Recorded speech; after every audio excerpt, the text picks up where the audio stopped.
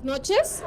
Es un honor para mí poder inaugurar la presentación de la segunda edición del libro Puedo Llegar, del autor Roberto de Echedera Pacheco, y sus presentadores serán dos personajes de alta calidad: la directora zonal de MIFEL, Gabriela Gutiérrez Mora, que también es la próxima presidenta del IMEF Nacional 2025, y Francisco García Pimentel, el director de la editorial Astra. Entonces, vamos a darles la palabra para que puedan iniciar con su presentación. Muchas gracias, Gaby. Pues Gaby, yo creo que podemos empezar contigo para que nos platiques, porque yo creo que tú más que nadie tienes una visión muy integral de lo que este libro implica a nivel microeconómico, macroeconómico y mega económico. Platica. Universal. Sí, bueno, muchísimas gracias, Roberto, por la invitación. Me siento sumamente privilegiada de poder presentar o introducir esta segunda edición de Puedo Llegar. Creo que empezamos con lo que es definir el propósito de vida, que Roberto lo hace muy técnicamente y muy personalmente dentro del libro.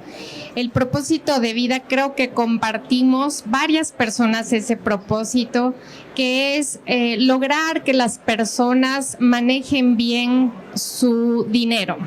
Y dinero se escucha muy, a lo mejor, capitalista, pero el dinero, para llegar a él y para poderlo usar y para poder tener bienestar y abundancia, necesitas primero definir tu propósito de vida y creer en ti mismo. Y creo que Roberto lo hace de una forma muy práctica y basado en experiencias personales que ha tenido a lo largo de su carrera y de su vida.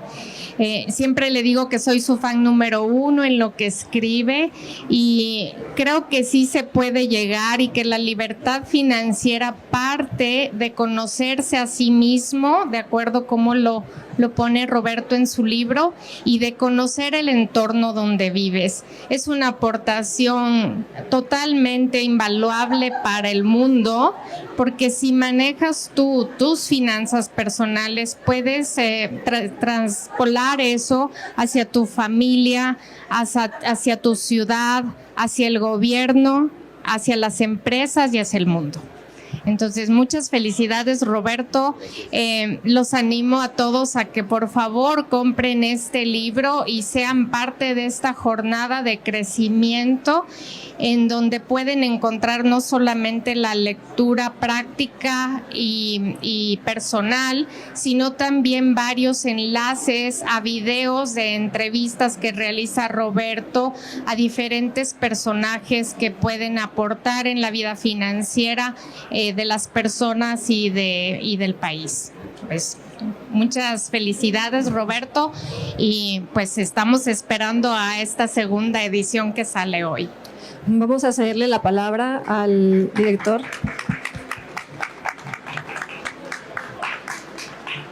Francisco García Pimentel, para que nos dé su opinión sobre el libro. Muchas gracias, Scarlett. Gracias, Gaby. Y gracias por estar aquí. Y gracias a todos ustedes. La verdad es que mi relación con este libro ha sido larga. Primero porque conocí a Roberto hace muchos años, yo como alumno suyo en la universidad. Él me dio una clase que se llamaba Finanzas para no financieros, ¿no? Era la clase para mí, ¿no? Finanzas para mensos, ¿no? Que no saben ni sumar 2 más 2. Ahí estaba yo tomando nota, y entonces desde el primer día que lo conocí, me pareció Roberto una persona que tiene una particular generosidad con su conocimiento y con su experiencia. En el mundo de los asesores de negocios y gurús de hazte millonario en 4 días, que no sobran, o sea, hay millones, lo normal es que para ellos ayudar es el negocio, ¿no?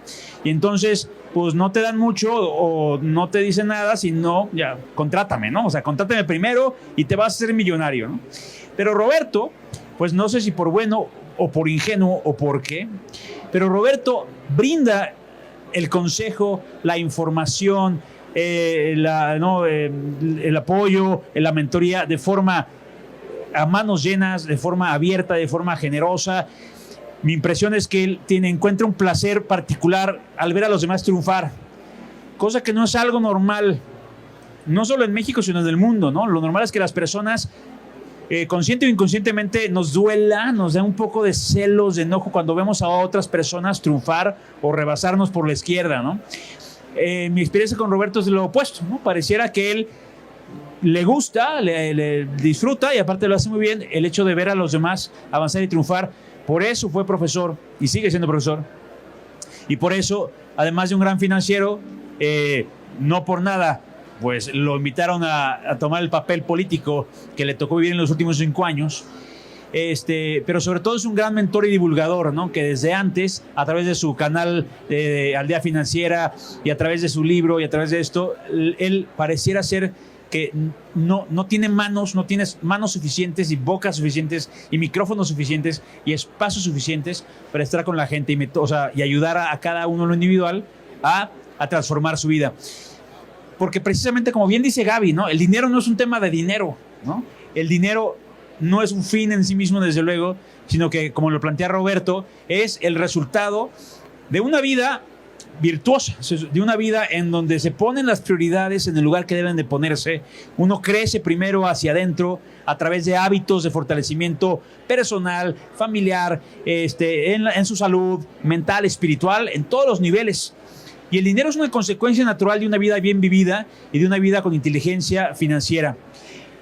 Me pareció en este libro, por primera vez en mi vida, que una persona ignorante como soy podía llegar a triunfar también a nivel financiero, poniendo las piezas en su lugar y haciendo un plan, como bien plantea el libro, pues de ir escalando y acercándose hacia una cima que se ve ahora muy posible, ¿no? Para los que no somos financieros, ¿no? Gaby, por supuesto, presidenta nacional del IMEF, pues estos personajes, no sé si ustedes vieron The Matrix, pero ven el mundo y ven así como que números y ecuaciones.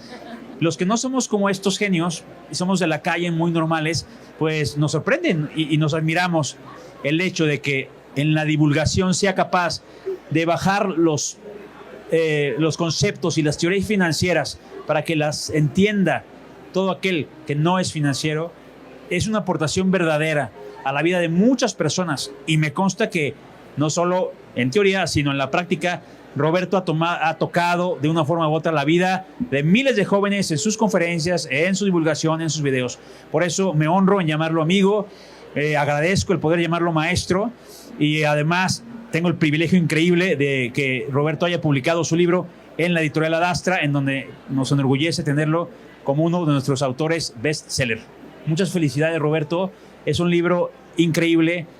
Llévense 1, llévense 2, llévense 3, porque cuando lo lean van a necesitar regalarlo inmediatamente. Muchas gracias.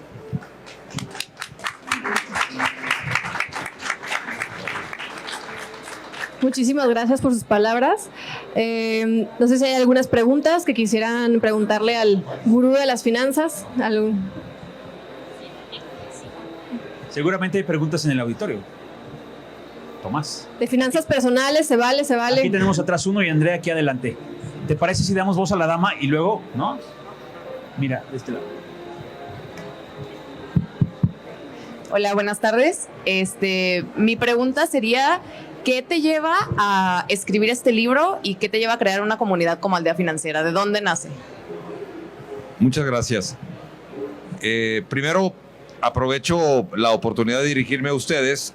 En primer lugar, agradecerle a la Universidad Panamericana que nos estén permitiendo el día de hoy el tener el privilegio de presentar el libro y sobre todo en una ocasión tan especial que es la primera vez que la universidad participa de una manera tan padre aquí en la FIL.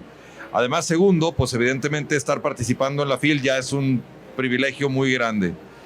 Tercero, agradecerle a Gaby, agradecerle a Frank, agradecerle muchísimo a Scarlett la posibilidad de que el día de hoy estén acompañando esta presentación del libro, comentando un poco de lo que el libro contiene en su interior y eso es sumamente importante. También agradezco a cada una y a cada uno de ustedes, a mi familia que está por aquí, a mis socios, a mis amigos, a mis compañeros de la Secretaría, a la gente de Aldea Financiera, de Bursar, de la SEDECO. Muchas gracias de verdad, amigos todos que están aquí en esta ocasión. El libro lo que pretende, y yo lo llamaría así, es un automensaje, la verdad. En algún momento de mi vida mucha gente piensa que el que escribió las finanzas pues se las sabe todas, nació contando billetes después allí en la cuna o haciendo números, y la realidad es que la vida le va dando a uno muchas vueltas y muchos golpes, y va uno aprendiendo a veces a base de errores. Y lo que trato de plasmar en el libro es un poquito la ruta difícil que en muchas ocasiones tuve para poder comprender lo que se requería para poder tener la libertad financiera y lo que se requería para poder ahorrar, para poder invertir, para poder formar un patrimonio, porque en muchas ocasiones pensamos que, pues, ¿cómo voy a tener dinero? No, pues ganando unas grandes cantidades de dinero y con eso resuelvo el problema. Pero hubo momentos en mi vida que hace ya, cuando comenzaba profesionalmente, que recibía cantidades importantes de dinero y de repente ya no estaba en la chequera y se lo gastaban en algo que ni siquiera entendía bien qué había pasado con él. Y el libro es una autorreflexión y es un compartir para decirle a la gente, oigan, si yo pude hacer un cambio al respecto y modificar mi conducta de tal manera que pudiera empezar a hacer inversiones en empresas, a fundar mis propias empresas, el ser inversionista, el ser consultor y el empezar a formar un patrimonio y empezar a hacer cosas que me permitieran llegar a sueños que me he planteado en la vida, pues quiero compartir esa ruta con la gente para que pueda llegar. Y por eso el libro se llama Puedo Llegar, para invitarle a la gente a que diga, oye, yo también puedo. Y que ese camino a la libertad financiera la gente lo pueda recorrer también. Y entonces lo que me motiva a escribir el libro es decir, me parece que hay muchas personas que tienen la posibilidad de tener una mejor vida personal y financiera y que les hace falta un empujoncito o un consejo. El libro lo escribí en la pandemia, motivado porque leí una estadística de la Organización para la Cooperación y Desarrollo Económico que decía que el 80% de las personas en el mundo no tenían más de 3 meses de ahorro si lo despedían. O sea, que vivían prácticamente al día. En Estados Unidos, el 60% de las personas no puede hacer frente a un gasto de más de $1,500 de una semana a otra. Y estamos hablando de uno de los países con mayor ingreso per cápita del mundo. Entonces, la gente estamos acostumbrados a el consumismo, ¿no? Y yo le llamo el consumismo bis, porque tenemos el consumismo que nos hace comprar un montón de cosas, gastarnos el dinero, pero luego es el consumismo bis, porque cuando nos acabamos el dinero ya no podemos comprarnos más cosas y entonces es quedarnos con su mismo pantalón, con su misma camisa, con su mismo... Entonces, porque ya no nos alcanzó el dinero. Y el libro es eso lo que pretende. Y la tesis principal, es decir, y es algo que yo aprendí en el tiempo, decir, a ver, sí es cierto que hay que buscar ganar más dinero, tener mayores ingresos.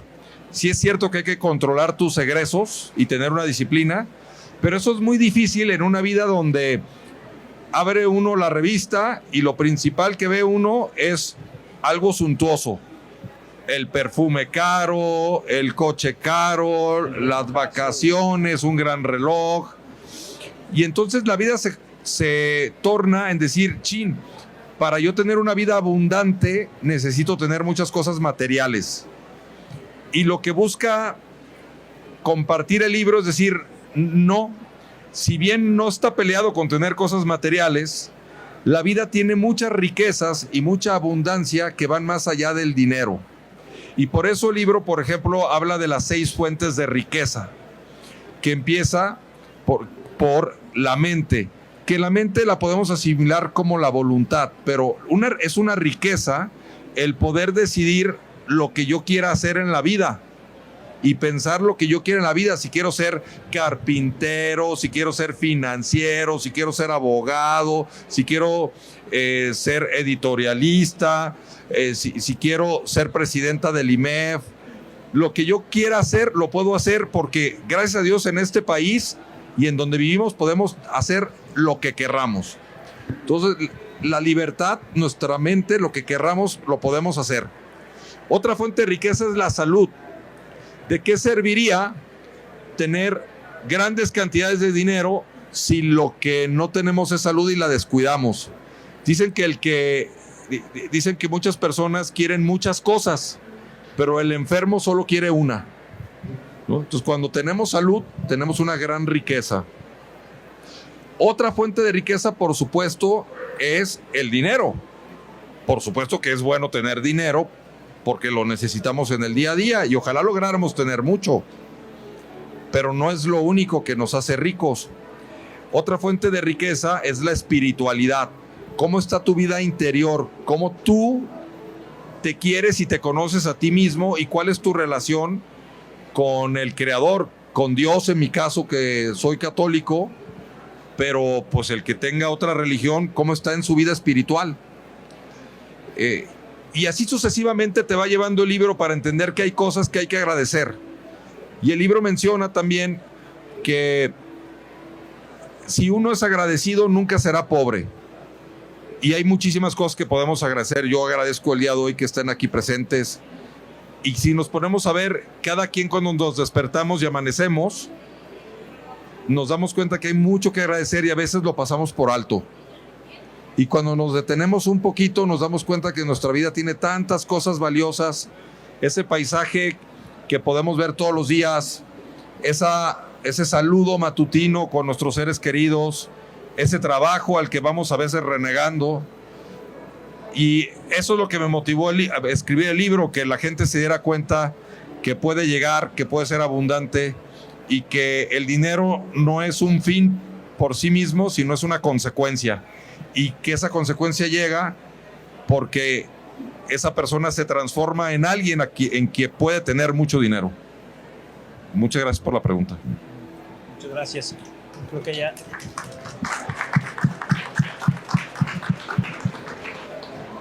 ¿Alguien más tiene una pregunta? Sí.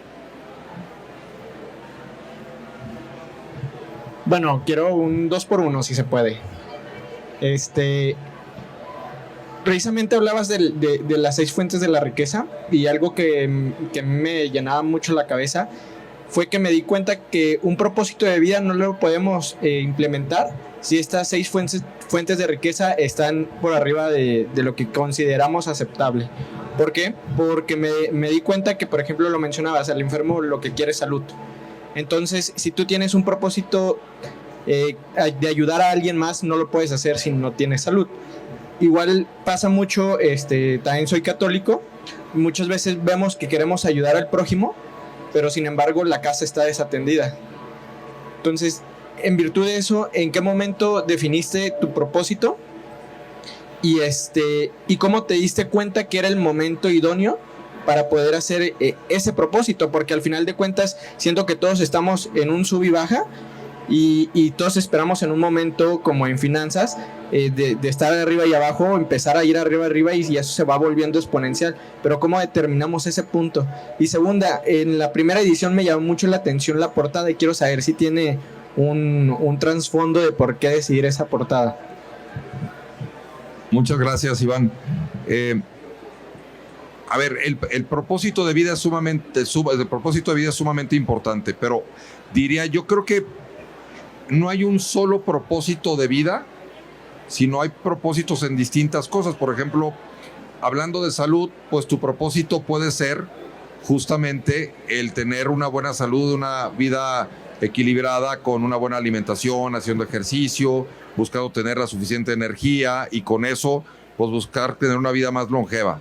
Desde el punto de vista profesional puede ser otro. En el libro menciono ese camino a buscar tu propósito de vida e inclusive lo relaciona con una meditación que se puede tener acceso a través del libro, y esa meditación lo que lleva es reflexionar qué es lo que quiere uno en su vida realmente. Porque yo creo que nadie aquí, si yo preguntara de aquí de quiénes quieren ser felices, yo creo que nadie se quedaría con la mano abajo y dirá, no, yo lo que busco todos los días es ser bien infeliz. Y yo todos los días lo que busco es hacer mal mi chamba. Y yo todos los días lo que busco es amolarme al prójimo. Yo creo que eso no sucede. Pero sí queremos ser felices. ¿Y qué es la felicidad? Y entonces en el libro la defino como la felicidad igual al éxito. Y eso se convierte a tener un propósito poderoso de vida llevado a acciones que te lleven a tener un impacto positivo en las personas. Y me voy a permitir repetirlo. Entonces, hacer cosas en la vida, o sea, tener un propósito, un objetivo que te lleven a hacer cosas que tengan un impacto positivo en los demás, y eso te genera mucha felicidad. Dicen que es mejor el dar que el recibir, y por supuesto, la verdad nos sentimos más contentos cuando damos. Digo, a todo mundo nos gusta que nos den algún detalle, pero al final del camino, cuando damos algo, cuando ayudamos, verdaderamente nos damos cuenta de mucha felicidad y muchos aprendizajes. Y eso es parte de lo que busca compartir el libro. Y entonces buscar que la gente tenga ese acceso al éxito, a la felicidad y a ese propósito de vida trascendente. Porque cuando convertimos nuestra actividad diaria como en parte de nuestro propósito, acabamos de generar una energía en donde nuestra actividad diaria se convierte en algo que no es un trabajo, sino es un deseo personal. Y ese deseo se genera que ya no lo veamos como una carga, sino lo veamos como algo que nos gusta, como algo que disfrutamos, como algo que nos da satisfacciones. Y entonces en ese momento se elimina el tener un trabajo y se convierte en un propósito. Y eso es lo que busco decir. No sé si te contesté, estimado. Y para contestar la portada, sí significa algo, pero le voy a dejar al autor de la misma que nos la explique, porque creo que eso le va a dar mucho más riqueza que si yo lo hago, porque lo voy a hacer con más exactitud. Gracias, Ray. Gracias, Roberto. Gracias. Es una pregunta y nos han preguntado un montón de cosas, pero nadie nos ha preguntado de la portada. Y esto es bonito, porque claro, cuando pensamos en la editorial, ¿no? La estamos viendo aquí arriba, la podemos ver todos. Claro, Roberto tiene claro el nombre, él me dijo el nombre. El nombre es Puedo Llegar, ¿no? Por todo esto que te platicó, ¿no? Con la idea de este viaje personal y la posibilidad de llegar a un lugar. Y entonces empezamos a pensar en la manera de transformarlo en una imagen. Esta imagen de las montañas tiene un doble significado, ¿no? Por una parte es como una especie de gráfica económica, ¿no? Donde es una gráfica de unas cosas que suben y bajan y eventualmente alcanzan un punto. Y estas gráficas económicas, o sea que vienen desde la parte de atrás del libro, dan la vuelta a todo el libro, ¿no? Van en constante aumento hasta que finalmente lleguen a una cima. Entonces es una gráfica económica, pero también es la cima a la que uno puede aspirar, ¿no? Para plantar la bandera y poder decir, pude llegar. Muchas gracias por tu pregunta. Yo creo que hay que aprovechar que tenemos a Gaby también aquí, ¿no? Porque a mí me gustaría preguntarte a ti, Gaby, ¿no? Pues yo creo que a lo largo de tu vida hay una cantidad de libros que te han formado y que constantemente regalas. Pero este libro, yo tengo la sensación, claro, tanto Roberto como yo estamos cegados, ¿no? Por este libro, porque lo hicimos nosotros. Pero desde tu punto de vista, ¿qué cosa diferente o qué riqueza diferente aporta este libro, diferente al otro montón de millones de libros que pudieran parecer similares, pero no lo son? Sí, no, es un aporte como que puedes conocer a Aldea Financiera y a la esencia de lo que Roberto quiere a través del libro, porque detalla experiencias, detalla casos, anécdotas, entrevistas, detalla la vida. de cómo es. Entonces no es solamente algo técnico, porque siempre asociamos a las finanzas con lo técnico. Pero las finanzas sí son más allá. Las finanzas las necesitamos todos desde que nacemos. Necesitamos saber cómo crecer en todo sentido. Entonces, este libro lo que menciona es en un tema como de coaching, como de mentoría, en idioma o en palabras muy fáciles de entender, que cualquiera puede leer el libro, desde un estudiante hasta un empresario muy destacado. Y Roberto tiene la facilidad de esa expresión, y creo que tú la facilidad también de poder transmitir a través de la edición del libro lo que Roberto quiere decir, que es bien importante poner en orden los pensamientos, porque uno tiene muchísimas ideas, pero ponerlas como en un libro es algo destacado. Y creo que hicieron una súper mancuerna juntos para poder expresar exactamente lo que Roberto quiere vivir, vive y quiere transmitir. Entonces es un libro que puedes regalar a cualquier persona ahorita que estamos en época navideña, y que justamente las personas en estas fechas están como con el cargo de conciencia de si me gasto o no el aguinaldo, de que si tengo que comprar miles de regalos para ser aceptado, o incluso se vuelve muy comercial estas épocas. Entonces sí es un libro adecuado para leerlo, para poder tomar decisiones. Tengo una pregunta más, porque fíjate, justamente tú trabajas en un banco, ¿no? Como ejecutiva directiva en un banco importante, y aparte ahora tienes la silla de presidenta nacional del IMEF a partir del mes que viene. Yo creo que muchos de nosotros tenemos cierto recelo por la poca educación financiera que se nos da en la vida, ni en la primaria, secundaria, prepa y ni en la universidad. Como que nadie nunca te dice, oye, por cierto, ahorra, ¿no? El 10% o mételo nada, sino que salimos un poquito de la, digo, salvo aquellos que estudian finanzas, y no sé si de verdad o también sean parte de esta estadística, pero en general como que nadie nunca nos dice nada. Entonces eventualmente alguien nos da una tarjeta de crédito por ahí, ¿no? Y pues ahí empieza ¿no? el problema, ¿no? Y aprendemos a gastar antes de... Ahorita está el aguinaldo. Dice, la gente ya está pensando en qué gastárselo. No, la gente ya se lo gastó. Todavía no lo recibe, pero ya se lo gastó. ¿Qué tarea pueden desde el IMEF y los bancos aportar en esta parte de la educación financiera de la sociedad que se necesita tanto? Te voy a dar una primicia. Sí. El IMEF, que es el Instituto Mexicano de Ejecutivos de Finanzas, todos los años saca un libro que se llama La Ponencia IMEF. Y bueno, trata de temas financieros y económicos, de problemáticas nacionales, de desarrollo en general.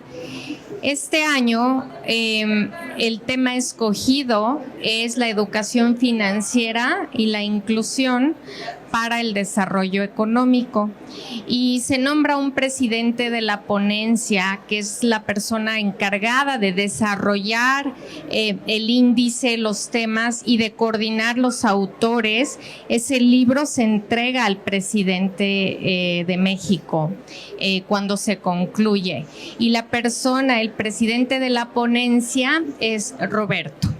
Sí, él es el encargado, porque creo que no hay una persona más adecuada para realizar esta gestión que Roberto. Felicidades. Muchas gracias. Una pregunta. ¿Finalizar? 5 minutos. Una pregunta todavía yo creo que alcanzamos. Sí.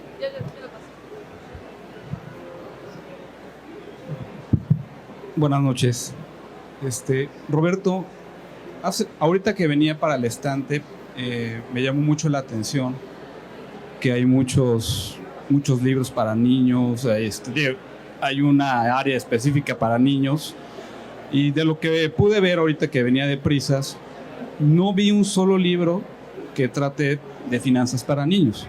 Y erróneamente, pues los adultos muchas veces creemos que los niños no entienden el valor del dinero, no entienden lo que genera, no entienden el poder del dinero, pero realmente sí lo hacen. Entonces, un poquito mi pregunta y a lo que voy es, ¿has pensado alguna vez en sacar algún libro o alguna parte en Aldea Financiera, algún capítulo específico para los niños? Interesante. Muchas gracias por la pregunta, José Juan, y muchas gracias por estar aquí. La realidad es que sí, ya dice Gaby la primicia, y tengo que decirles que tengo la fortuna de, a raíz de que estuve en la Secretaría de Desarrollo Económico, se me ha acercado gente de distintos lugares. En la última reunión que tuve en la Secretaría de Economía Federal, me hicieron favor de pedirme que les asesorara, porque justo quieren generar un programa de educación financiera para niños y poderlo distribuir a nivel nacional a través de la Secretaría de Educación.